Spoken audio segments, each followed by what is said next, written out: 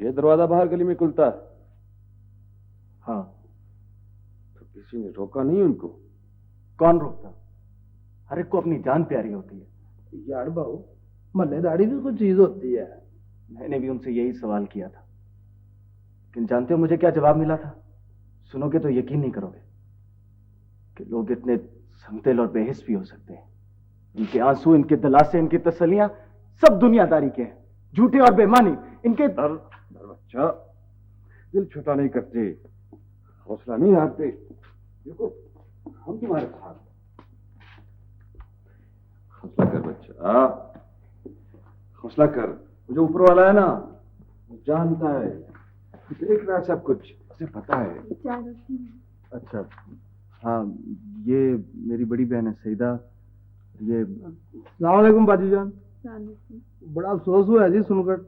वैसे आप फिक्र ना करें, इंशाल्लाह हम आपके वाले साहब को ढूंढ निकालेंगे। मेहरबानी। इसमें मेहरबानी की कौन सी बात है?